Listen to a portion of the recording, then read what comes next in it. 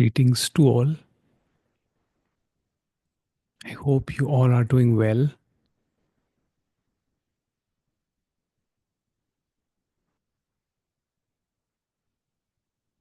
We generally start with a short 15 minutes meditation, silent meditation, but there are no rules to this meditation. You can keep your eyes open or closed, and you can adjust yourself during the meditation. You can focus on your breath or whatever you feel comfortable with. But there are no rules. There is nothing to achieve, there's nothing to attain. We're just going to rest in our being.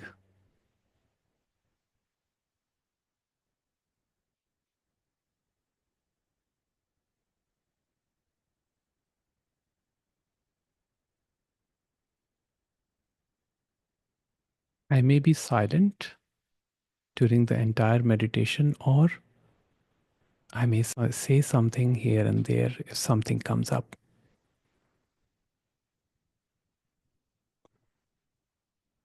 Just relax, take a deep breath,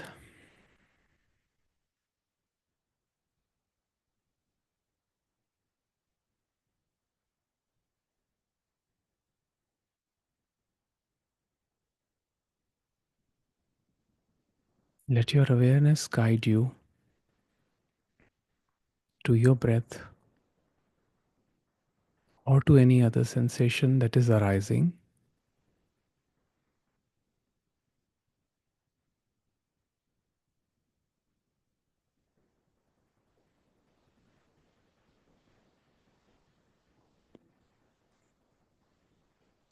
In this presence,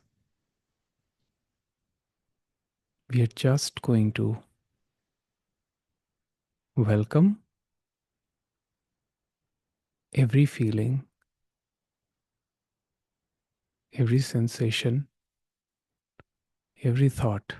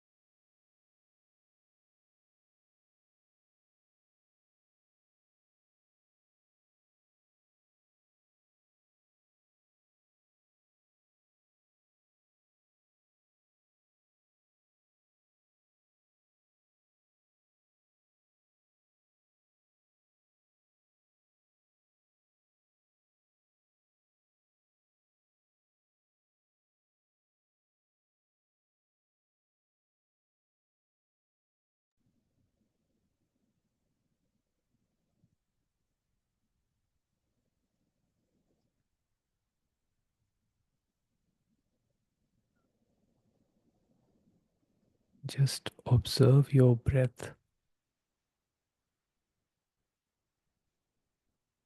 and go deeper and deeper into that stillness that has always been there.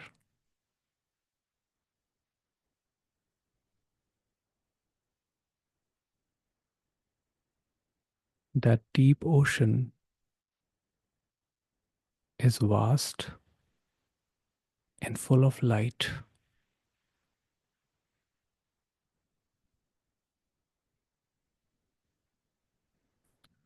As you breathe in, feel that light emanating from the center of your heart and filling your entire being.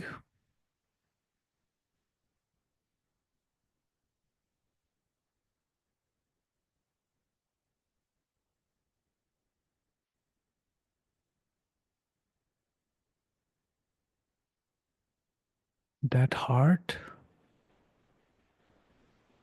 is not on the left side, it is on the right side.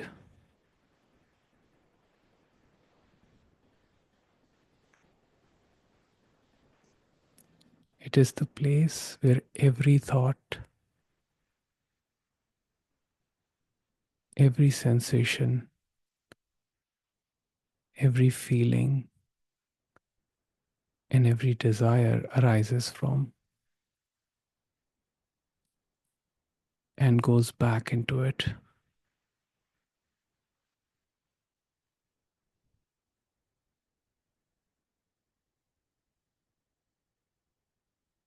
Feel the light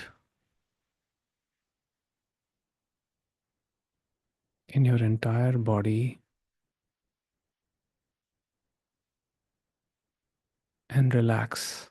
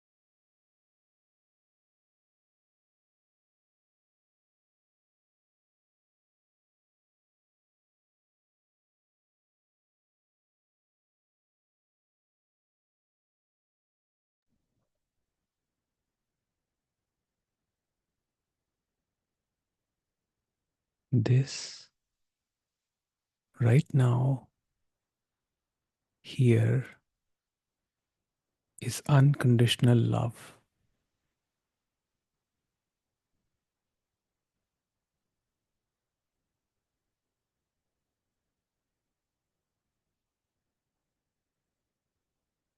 In this awareing presence, you're free.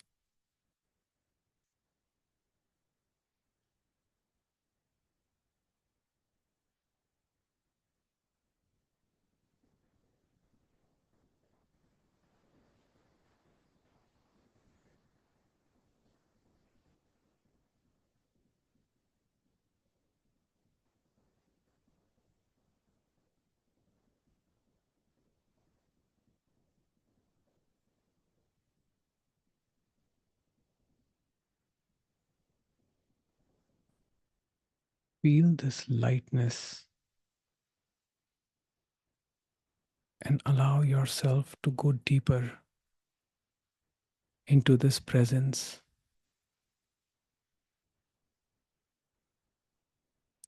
Let this light now go beyond the body.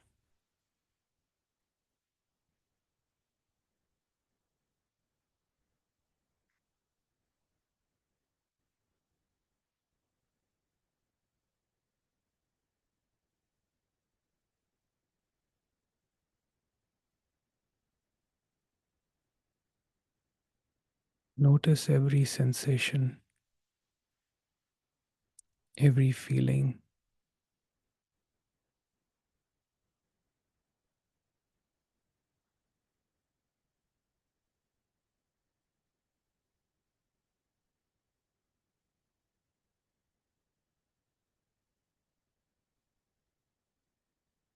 Notice them play in this spacious awareness.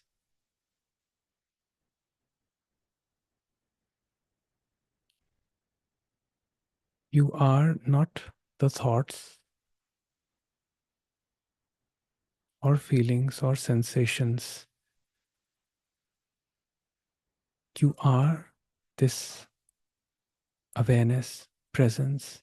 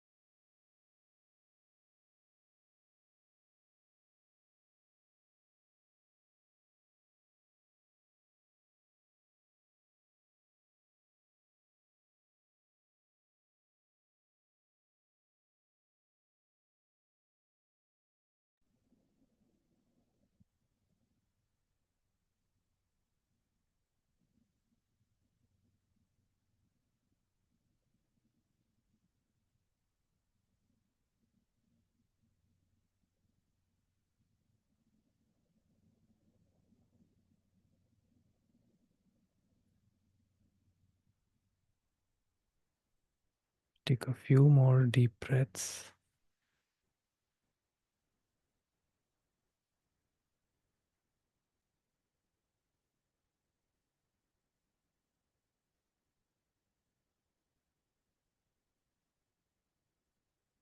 Notice the movement of your breath is so smooth and deep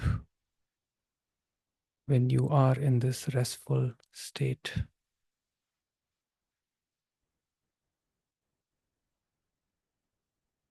This breathing is effortless.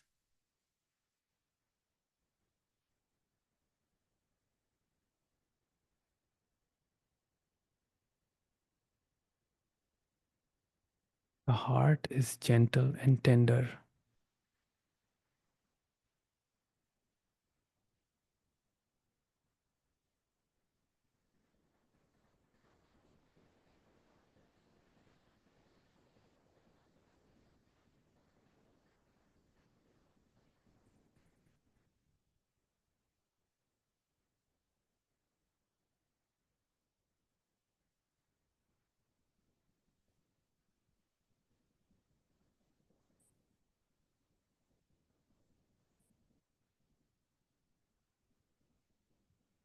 You can now open your eyes.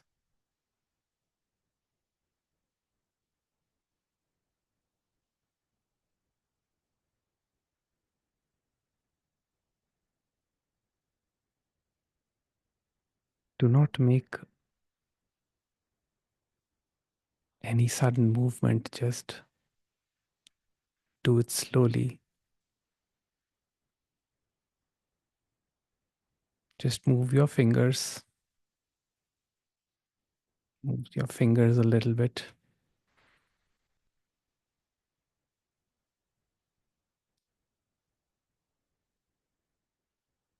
Or if you want, you can just rub your face.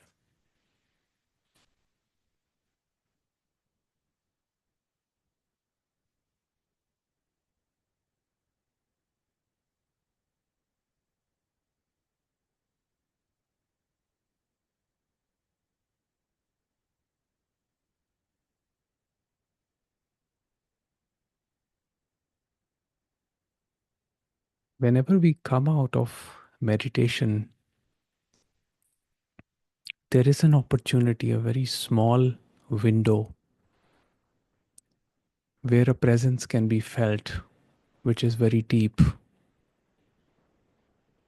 It's there for about a couple of seconds or a minute, but if you can be there, totally present,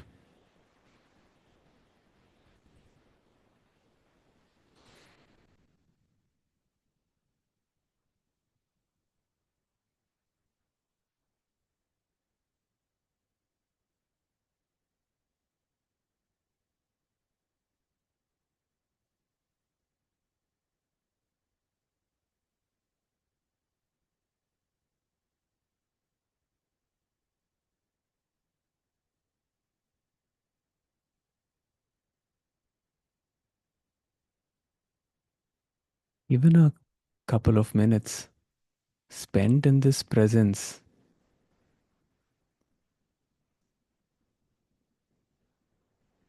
the effects of it can last for a very long time.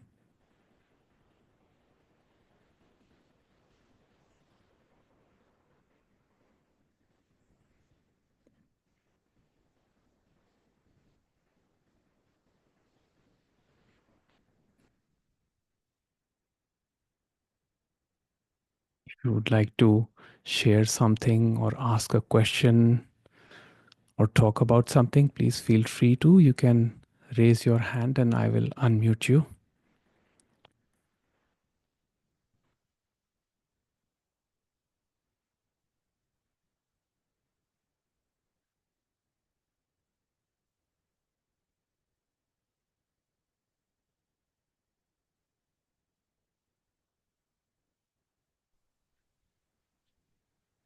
Yes, AJ. Good morning from the US. Good morning. How do First I thing, how do I pronounce your name? AJ Mirabedini, very phonetic. Mira Badini. Okay, perfect. How are you, sir? I'm great, thank you, sir. You've been amazing and a guide to helping me and I think many others find their way through the path. We visit with you on a daily basis on YouTube and on Patreon. So thank you for the work you're doing. Seva is a honorable work that you do, and it's much appreciated by the rest of us. I have a question for you. Through your work and all the other work, I believe the sense of oneness is profound and prolific in existence. Um, can you guide on engaging with those that are mired in separateness and the duality while you're engaging from a place of oneness? Even though one side doesn't have a subject object, the other side does. What's your guidance on engaging in that with a calm rhythm and being true to the path? Because the tendency is wanting to isolate or to hang out with you and others in this world that we have the understanding of oneness. So that's the only, not the only, but probably the major question that's left for me in trying to coexist with a society that's mired in ego and separateness. Thank you. Yeah.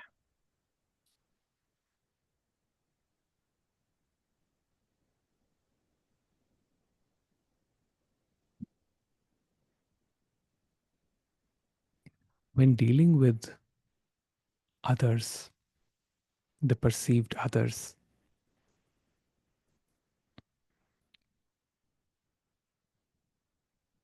we should even show more compassion because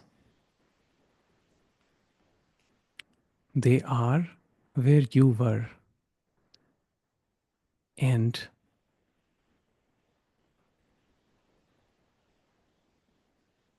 there are forces acting on mind body organisms which are beyond our understanding. Now, that does not mean that one has to deliberately put oneself into a discomfort. So, one can certainly spend some time and excuse oneself when necessary.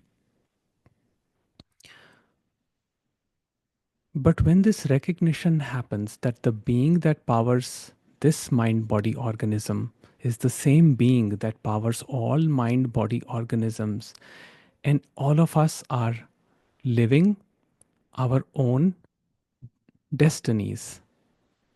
Just 1 second, please.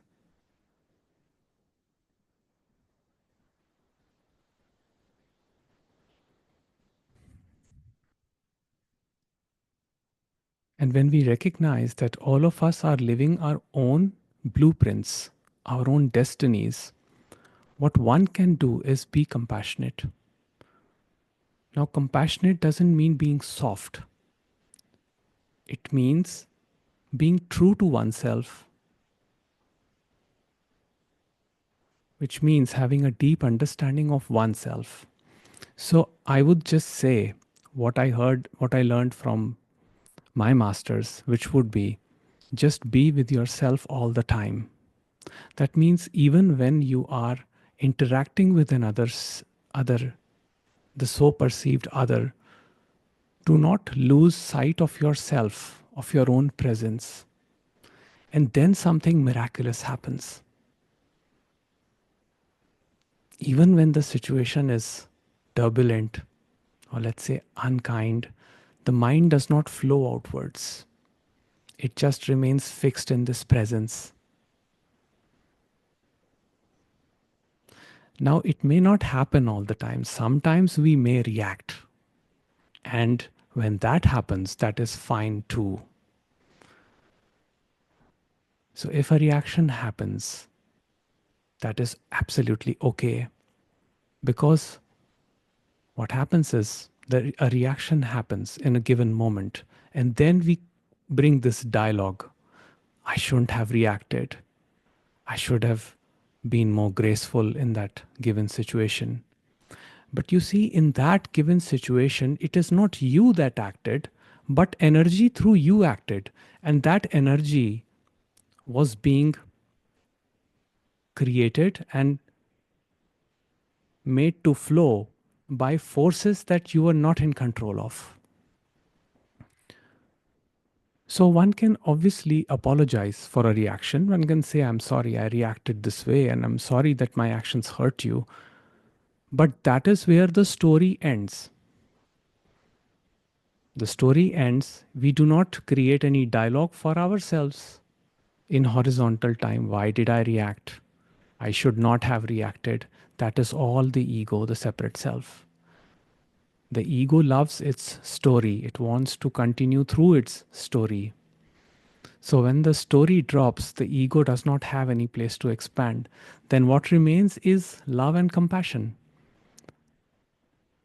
And one can be, and love can manifest in very different ways. Compassion can be you know, for example, Ramana Maharishi would speak softly, gently, and be very calm. That was his nature, compassion. Nisargadatta Maharaj, on the other hand, had a short temper. He had a short fuse. That was his compassion. And he would sometimes say some of the very nasty things, but he never propagated anything in horizontal time. Um, there was a satsang happening once where someone asked a question to Nisargadatta Maharaj. And Nisargadatta Maharaj immediately said, "You have been coming here for 20 years and you ask me this stupid question," or something like that. And he was, reactive in that moment. But then that man said, "Maharaj,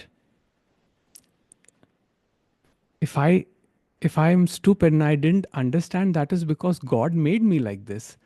And in that moment, Nisargadatta Maharaj's laughter was the loudest in the room. In that instant, the anger was gone.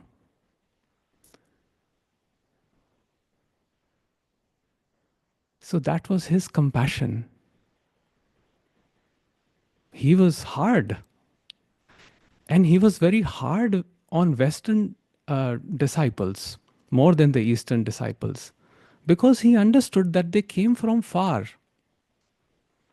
So he said, if someone can leave their country and come from far, I will not make discounts with them. I will give them my full attention.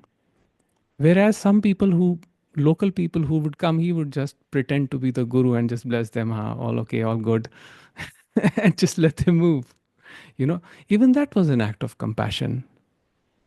In fact, he once went into a village and he gave a one 1 or 2 hours lecture there. And then he came back to the city and somebody told him, he said, "Maharaj, you never talk about these things to us. Why did you touch upon these subjects, in the village?" And he looked at the person and he said, "You fool."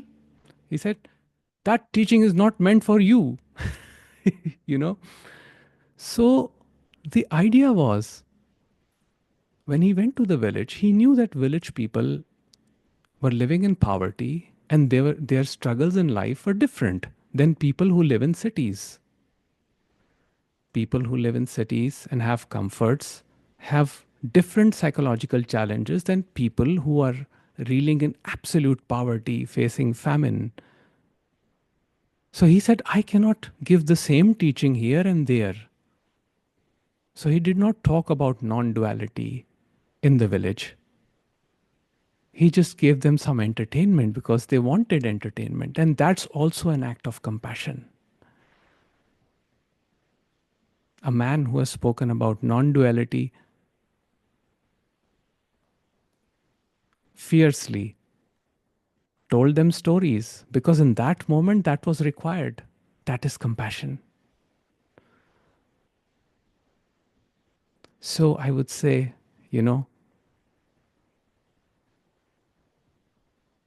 play along with their little games, but don't get caught up in that. That's it.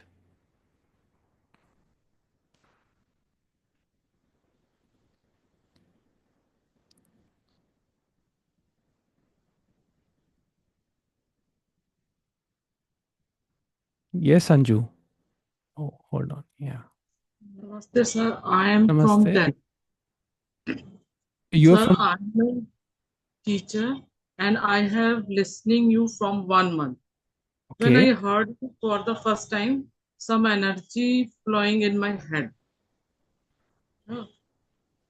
I Yeah. want to ask that what is that? And the energy does not remain all the time, but happen in my head many times during the day. I have been listen to the Osho for 10 years, but past few months I am practicing the technique to remember that I am. I Mm. want to ask you that the whether I am right path or what should I do? You're on the right path. You cannot be on the wrong path because every path leads to only one destination. You may take detours, that can happen in life, you know. Maharaj says, Nisargadatta Maharaj says, road is the goal.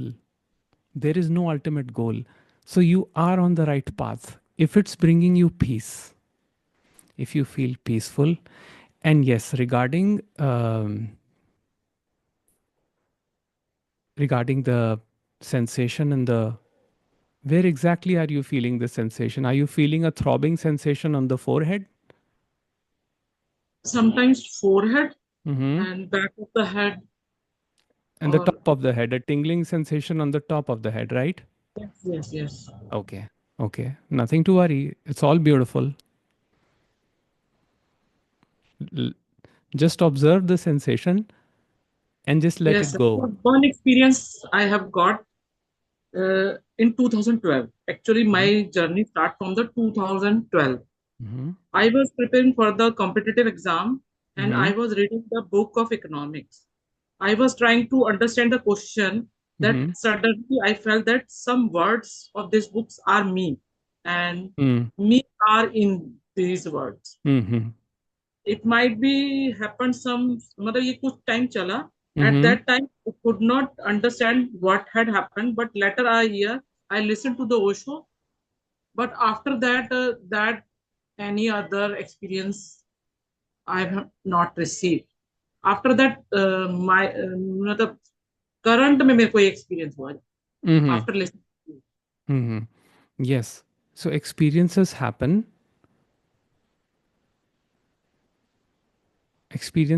Happen when you're ready for them, right? So at that point, that experience happened, and now this experience is happening. Just do remember that do not get caught up in any experience or try to make sense of any experience. This experience is leading you to something very, very profound, which is going to bring a lot of relaxation and a lot of peace within. And just allow the energy to guide you. Do not try to this is just just a suggestion that do not guide try to force the energy in a particular direction, because energy, it knows best what to do when. And I think you are on the right path, absolutely right path, so not a problem. Okay, sir, thank you. Welcome.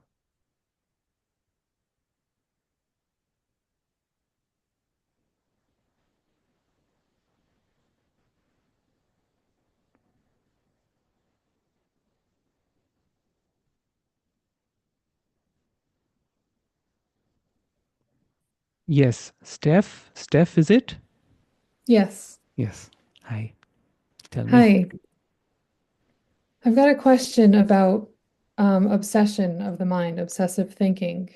For me personally, it's what I'm dealing with now is with food, the obsession of food, the mental obsession, and then the physical obsession of wanting to feel that full feeling.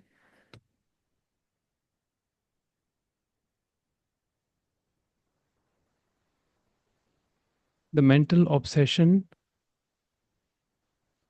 to feel the full feeling, the feeling of wholeness, right? Yes. Yes, that's one of the movements of mind. And it creates this idea that right now, as it is, the way I am, I'm separate, I'm not whole. And this is the misconception. The masters say that you already are wholeness, and the words that are coming out are not coming out from you, they're coming out from the wholeness. In fact, even the mind is wholeness. But mind believes that it is separate.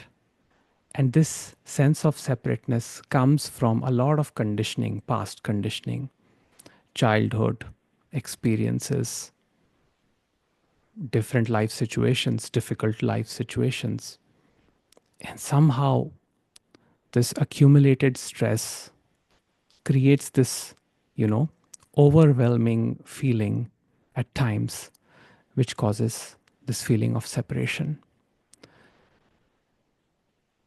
So, witness the movement of mind trying to attain wholeness and just see if this mind has any reality to it. Just investigate, what is it trying to find? What is this wholeness that it is trying to find? And one way could be to just direct your awareness inwards. So when the mind moves out in search of wholeness, just direct it inwards. Try to search it within. And what I mean by that is, like, if a thought arises, right? Witness the movement of thought, and in that it will get cut off. And just bring yourself here and now. That's it. Nothing else needs to be done. As you rest more in the being, in the presence, even the search for wholeness will disappear. Because the one that is trying to find the wholeness is not there. It will also disappear. That notion will also disappear. So just witness, just observe the movement. That's it. Uh, don't try to fight this obsession, because putting resistance to this obsession will actually give it more momentum. Just surrender to it and let it do what it wants to. And just relax yourself and watch what is happening. At some point, this watching from a separate perspective switches into watchfulness. And in that watchfulness, there will be no effort, and there will be no judgment, there will be no problem. It will be just a neutral awareness that observes this movement, all of this movement. Does that make sense? Yes. Thank you very much. You're welcome. All right.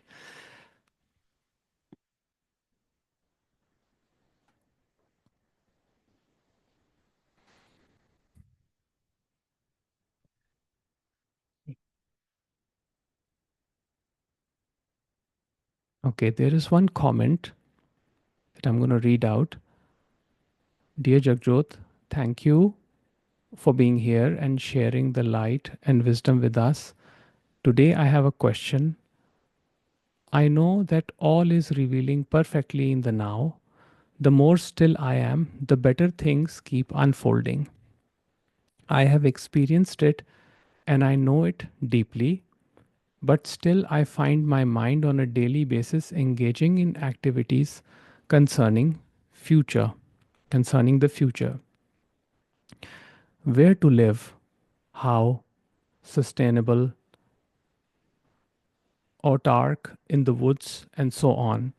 There is always this searching energy for the perfect place and the perfect task. Could you please give me some advice how to handle this annoying mind? The main purpose in life for me is to be empty so that divine can flow through me fully. Om Shanti and many blessings. The divine flows through all of us every moment in the now. There is no technique or practice I have that can quiet the mind.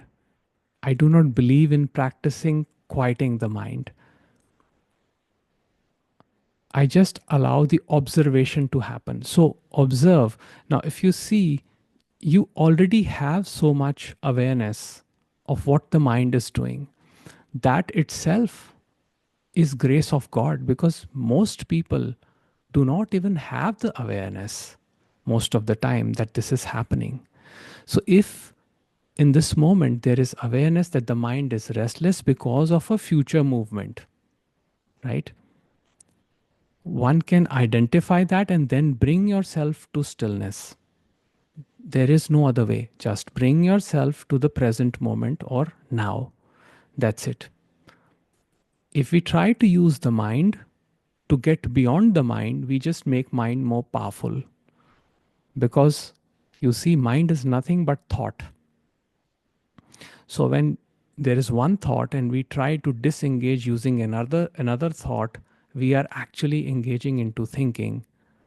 Yes, temporary we can shut the mind by force, but you see that will not work. Eventually, again, all the restlessness and anxiety about the future will come up again.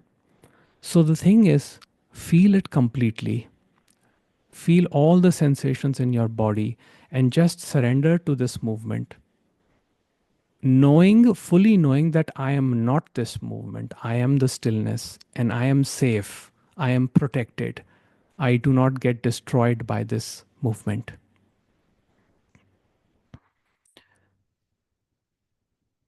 And you will see, as and as this presence grows within, the mind itself will begin to quiet.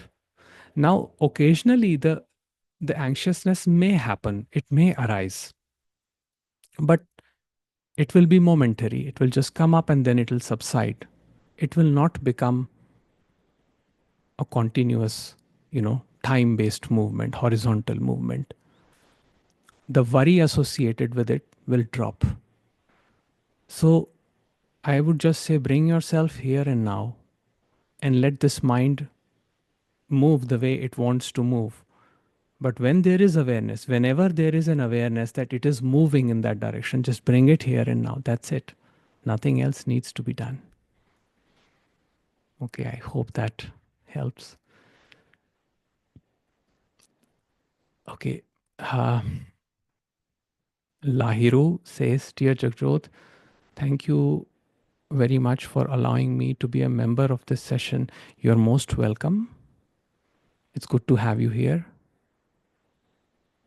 Akash sends respect. Thank you, Akash.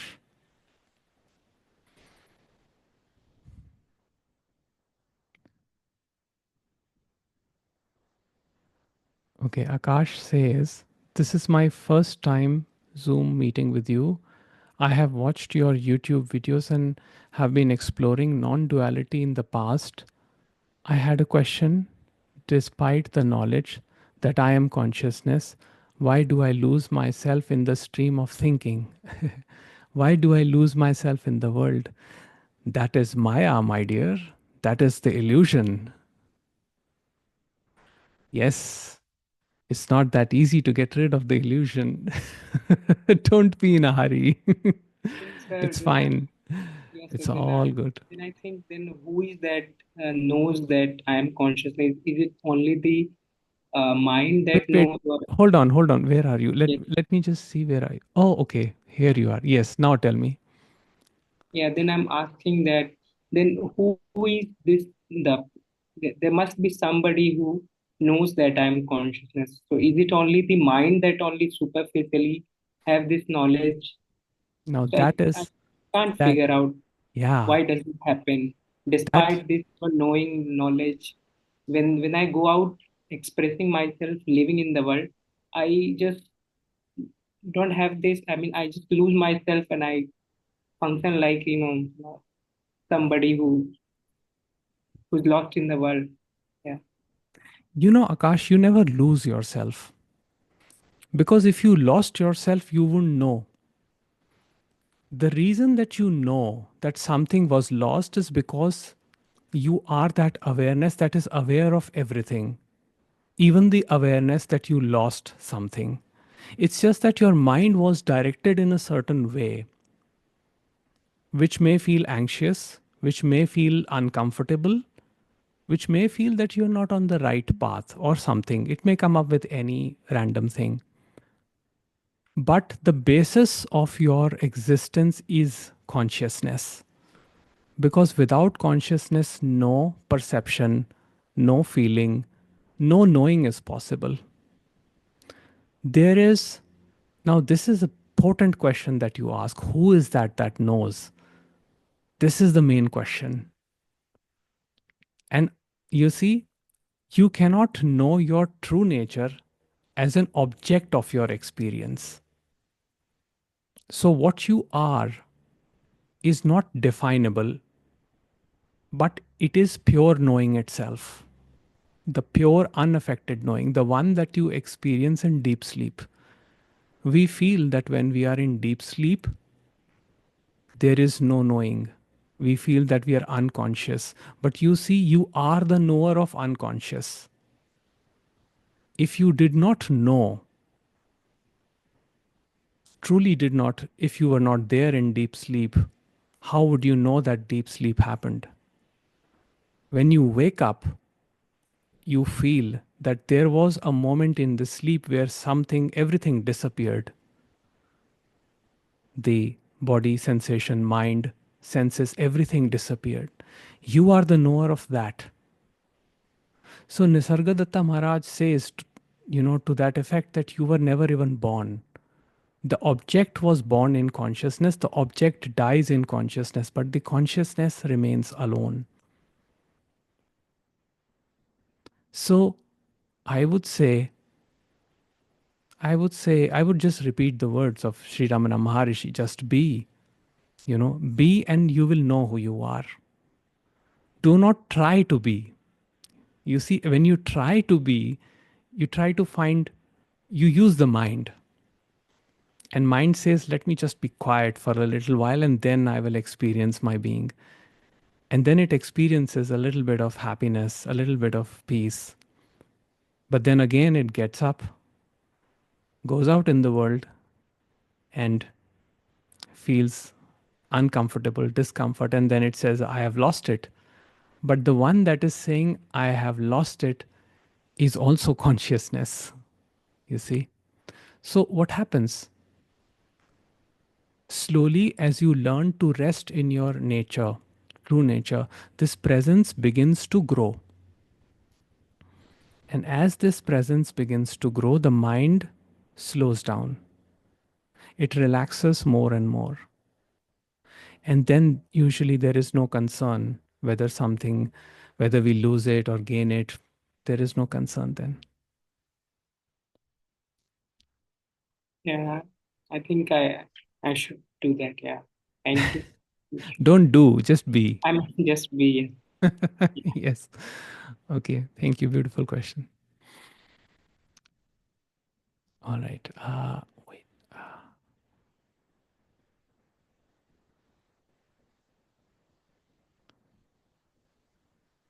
Yes, Martina. Hello, Hello. from Hi. Baja California. Oh, Baja. Okay, I was Baja. pronouncing it wrong. I was pronouncing it Well, Baja. no, not wrong because there Yeah. you do pronounce the J's, but in Oh, Mexico, we don't. okay. Yeah. So Baja. Baja, Baja. Okay, perfect. Baja, it means lower. Oh, So perfect. state of California is above Baja, so it's lower California. Oh, I see. I see. Nice. Anyway, I am nervous. Why nervous? I guess God made me that way. Beautiful. I've been sitting with wanting to connect and then just noticing the nervousness and noticing that there's no particular reason, just noticing it. The reason that I am connecting is because the awareness and the peace has been with me for some time, not consistently, but I know it. I know it without doubt.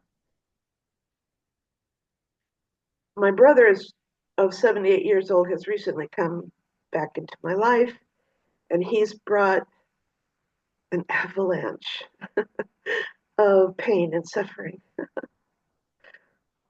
And it has been helpful to listen to you talk about losing yourself. That's given me another perspective. I love him so much.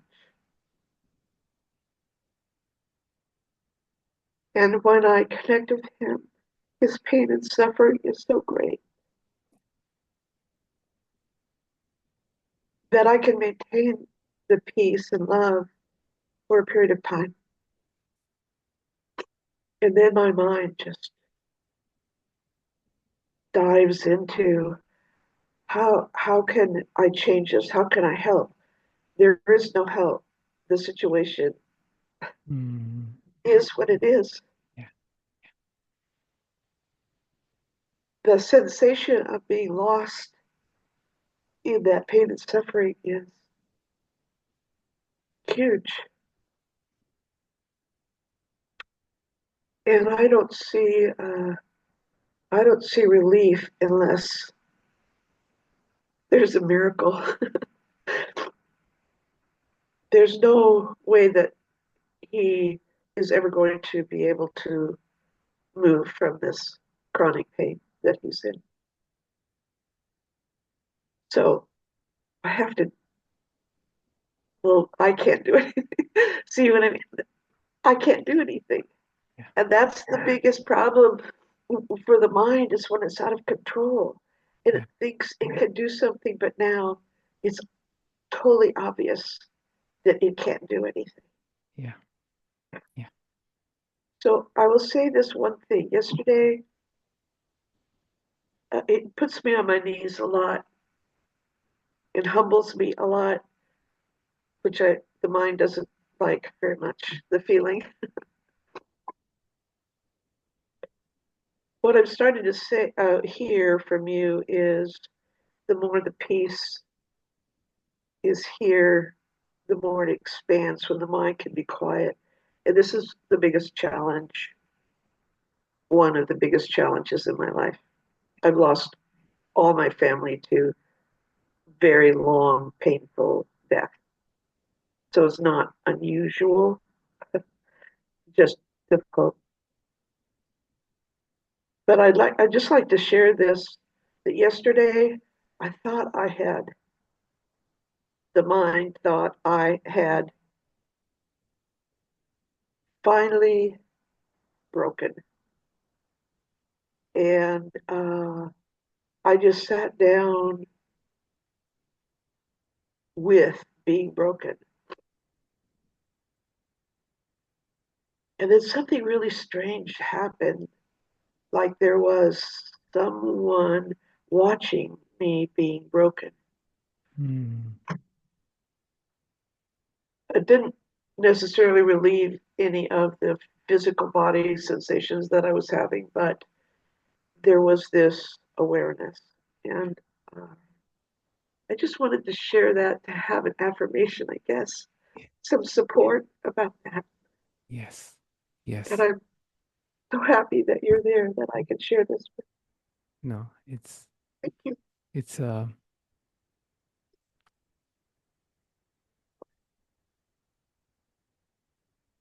I feel honored that I can be of help. And I cannot offer any solution as such to any problem. But all I can say is that this awareness that you experience, that is the indestructible essence that I talk about. I experienced that essence when my father passed away. And I will share my experience. My father when I was 35, had a major heart attack, and he was in another city, and I was in my office. I was working a job over there, and I was told that he's unwell. And we went, and I saw him in the hospital, and by the time we reached, he had passed away. And in that moment, there was an initial shock and disbelief, and so many sensations, so many feelings arising in that given moment. And my first thought was that this body here is not my father. This is not my father. The essence is gone. I thought at that time, the essence has gone. That vitality is not there. This is just a shell. And, you know, after that, I grieved. I grieved a lot for about 1 or 2 days. I grieved to my heart's content. And then, you know, as time passed, I started feeling more close to him. In fact, I now feel more close to him than I ever was when he was alive. Because now his essence is reflecting so deep into me, it just didn't go anywhere. He was the one who introduced me to spirituality. He used to listen to Osho, read his books. He used to read other sages' books too. And now all those beautiful, beautiful memories are with me, and I cherish them. And you know, after his death, even we had so many deaths in our families. All my uncle passed away. And in COVID, one of my brothers also passed away. And every loss of a loved one actually taught me something, because I can give you an example of my brother. He's my cousin brother. And I wasn't very close to him, but when he passed on, when he passed away, I started thinking about him a lot. I started remembering those few moments that I had with him here and there. And I felt that some part of him is also connected to me. So, yes, sometimes we cannot help it. One of my uncles had a very severe alcohol addiction, and it just consumed him. And his two young daughters, who were not even, who had not even finished schooling, they were probably in their teens at that time. First, the father died, and then the mother died. Their sole support mother died. But the family took care of them. Our family did take care of them. Now they are doing well. They have their jobs and they are married, and they're living a good life. But yes, they lost two parents, one after the other. And what a shock it must have been for them. But you know, in all these moments, there was this essence and its beauty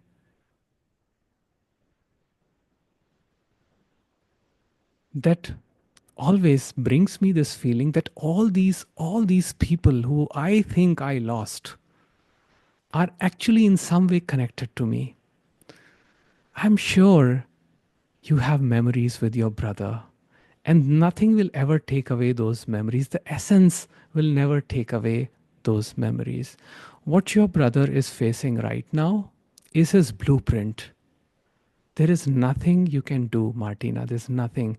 In fact, just offer your presence to him. There is nothing, there is no greater gift than the gift of presence. I have seen this so many times. In fact, there is not even a need to say any word. If you can just even sit quietly and offer your presence to someone for a couple of minutes, they remember it. In fact, most of the times we get into trouble when we give advice or try to find a solution. We try to, Yeah. we unintentionally, make their suffering worse sometimes by meddling in the universe's way, in the universe's work.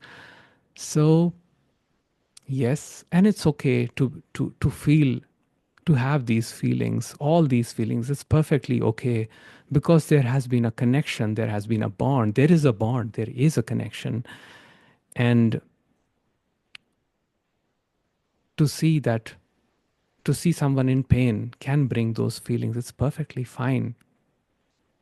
But you see, your deeper essence, your presence here is probably the most important thing for him right now.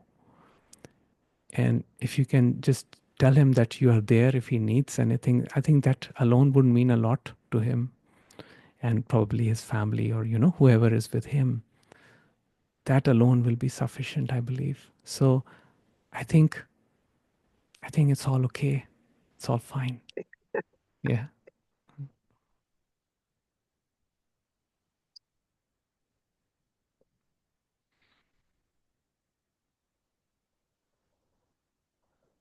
All right. We can take up one last question before we conclude today's session.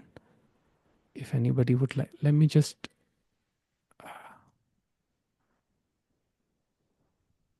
Okay. There is a chat message from Vaibhav. It says, thank you very much for having me. Thank you for being here, Vaibhav. How to earn money while being aware? How to how to be in a job while aware and awake? Is money related to mind? My dear, everything is related to mind in duality. The money, in fact, without being aware, you cannot earn money. But you see, awareness, money requires awareness, but awareness does not require money. So, let the awareness do its job and money will come. What you need will come. But your idea of what money or how much money you need, that may change in future. So leave that. Leave that thought alone. Just keep working and do your best in whatever field you are in. That's what I will say. And okay, Abhishek says, my mind wants to perceive myself in a completely different way. Even though I try to calm myself, but still I feel this anxiety to live with what I am right now. Can I change? Should I change? Examine this anxiety and see where it is coming from. Of course, change may happen, but when will it happen? How will it happen is not in your control. Should I change? You ask, but that is not up to us. We can change, or sometimes it can so happen that there is a deep acceptance, and then even the need for change may disappear. Okay, so we will take one last question.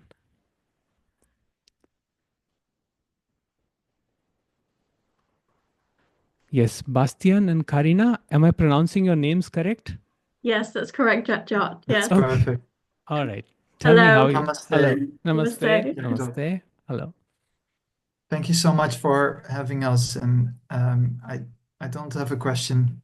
I have so many questions, but not one particular one. I just wanted to thank you for having us, and to let you know that we've been joining you since January, and we have really felt your presence, and we truly feel that you are very close to us. So thank you so much for that. Thank you. Thank you so much. Thank you for your kind words. Yeah. Thank you. Thank you.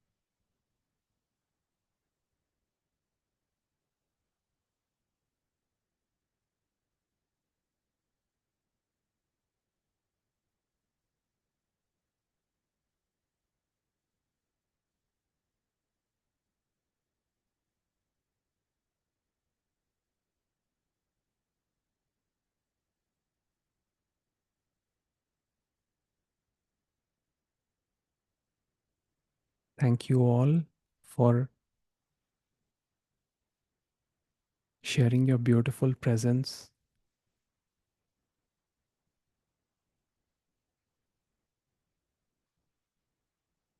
I wish you all peace and happiness wherever you are. Take good care of yourself, and I will see you on Sunday.